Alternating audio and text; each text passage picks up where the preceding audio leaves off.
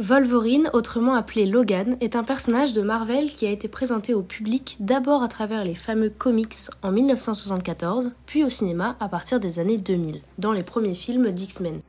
On y voit un personnage au caractère brut, animal et violent, mais qui possède également un grand cœur et qui agit pour ce qui lui semble être juste. Dans les premiers volets des X-Men, il est à la recherche de son passé et de son identité. On apprend qu'il a été sujet à des expériences sur les mutants, dont il a survécu grâce à ses capacités de régénération. On lui aurait injecté un métal nommé adamantium dans ses os pour le rendre indestructible. Et en interrogeant le scientifique à l'origine de ces expériences, on apprend que Logan était totalement volontaire pour cela. Je crois me souvenir que tu étais volontaire pour l'opération. Mais en fait, tout ça reste assez flou. C'est pourquoi en 2009, Marvel décide de lever le voile sur le passé de Wolverine en sortant un film sur ses origines. Un film qui n'a pas été si bien reçu par les critiques et on va comprendre pourquoi.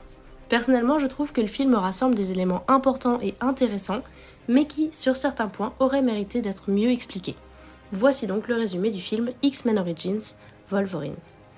Le film commence par nous présenter l'enfance de Wolverine alors qu'il n'est qu'un adolescent. Il s'appelle alors James Allwett, fils d'Elizabeth et John Allwett.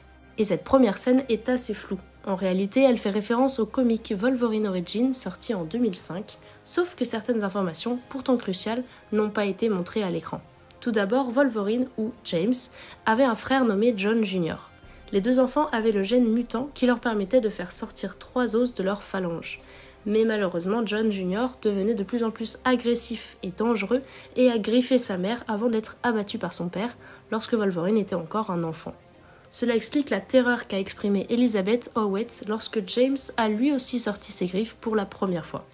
À la mort de John, l'aîné, la mère s'est renfermée sur elle-même et a cessé de s'occuper de son autre fils, James, ce qui explique pourquoi l'enfant est souvent malade et ce malgré ses pouvoirs de guérison car il ne bénéficie que de peu de soins. Et alors, qui est Victor ? Dans les comics, il est surnommé Dog. C'est le fils du jardinier de la famille qui a grandi avec Wolverine. Son père est souvent ivre et a un comportement violent envers lui, ce qui a déformé son esprit au fil des années et l'a à son tour rendu violent. Le soir où le jardinier nommé Thomas Logan fait intrusion dans la maison, c'est pour s'enfuir avec Elizabeth, avec qui il a une relation secrète. On apprend d'ailleurs que James est le fils de Thomas Logan et non de John Allwett. Mon fils. Mais le film et les comics sont ensuite très différents. Dans le film, Victor et James s'enfuient ensemble et deviennent inséparables, comme des frères. Victor a d'ailleurs également bénéficié d'un gène mutant qui fait pousser ses ongles comme les griffes. Certains pensent que Victor deviendrait plus tard Dent de Sabre, que l'on retrouve dans le premier X-Men. Toutefois, dans les comics, la mère Allwett se suicide dans un acte de folie.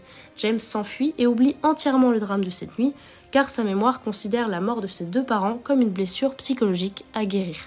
Quant au fils du jardinier, Dog, il souhaite venger son père et cherche à retrouver Wolverine pour le tuer. Quoi qu'il en soit, cette scène du film est assez rapide et ne nous donne pas de détails sur les autres personnages présents ni sur leur motivation. L'aveu de Thomas Logan d'être son père paraît presque prématuré et ne semble cohérent que pour justifier le lien fraternel entre lui et Victor.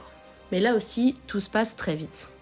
D'ailleurs, si vous voulez en savoir plus sur l'histoire de Wolverine selon les comics, n'hésitez pas à aller voir la vidéo de Lelore, elle est vraiment très bien faite et assez complète. Passons à la scène de la guerre. Bon, on voit que l'objectif ici c'est de nous montrer que les frères ne vieillissent pas et qu'ils sont immortels puisqu'on assiste à la guerre de sécession, la première et la seconde guerre mondiale, puis la guerre du Vietnam. Autant d'événements qui se sont déroulés entre 1861 et 1975. Personnellement, j'ai trouvé la scène un peu longue, bien qu'elle reprenne des événements historiques dans des lieux bien connus comme la plage du débarquement. Cela nous permet aussi de voir à quel point Victor est agressif et semble dénué de compassion ou de remords.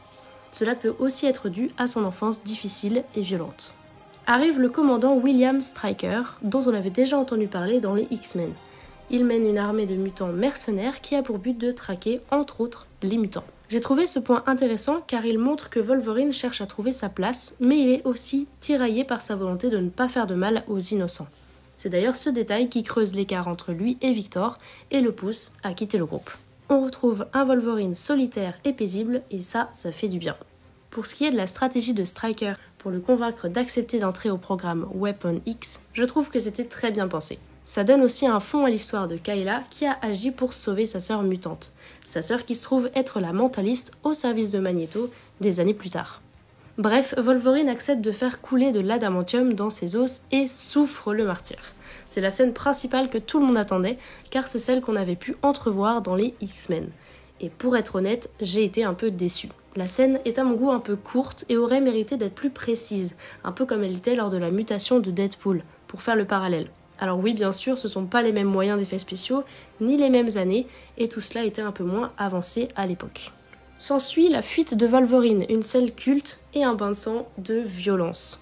Le héros retrouve un peu de tendresse et une touche d'humour avec ce vieux couple qui l'accueille, mais se fait vite rattraper par les agents du gouvernement. Ça me fait penser à une scène similaire dans le film Logan, où une famille entière est assassinée après avoir hébergé le mutant.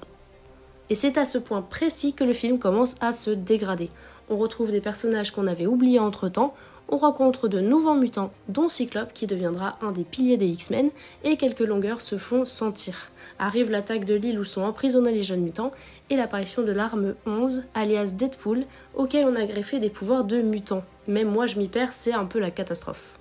Le nouveau méchant est invincible et pratiquement impossible à tuer, et les scènes de combat sont assez creuses. Le professeur X, alias Charles Xavier, arrive pour sauver les enfants mutants et se présente en marchant via, je pense, une projection mentale, étant donné qu'il est paraplégique. William Stryker tire 2 balles en adamantium dans le crâne de Wolverine qui ne meurt pas de ses blessures, malgré ce qu'on avait pu nous dire à ce sujet. La seule façon de l'abattre, c'est d'une balle en adamantium.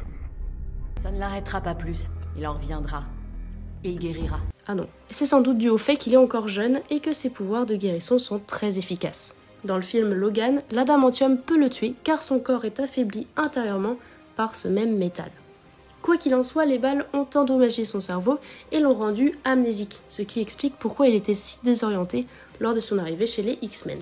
Il abandonne donc entièrement son prénom James dont il ne se souvient pas et adopte celui de Logan qui est inscrit sur sa plaque militaire. Pour résumer, ça ne fait aucun doute que Hugh Jackman est un acteur formidable pour le rôle de Wolverine, qui est aussi un très bon personnage au fort potentiel. Ce film sur le passé de Logan était nécessaire pour expliquer ses pouvoirs et ses motivations et nous a offert des scènes qu'on attendait, notamment sur l'expérience de l'adamantium.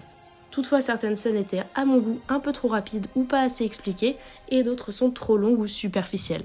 Mais dans l'ensemble, c'est tout de même un bon film. Et vous, qu'est-ce que vous en avez pensé ?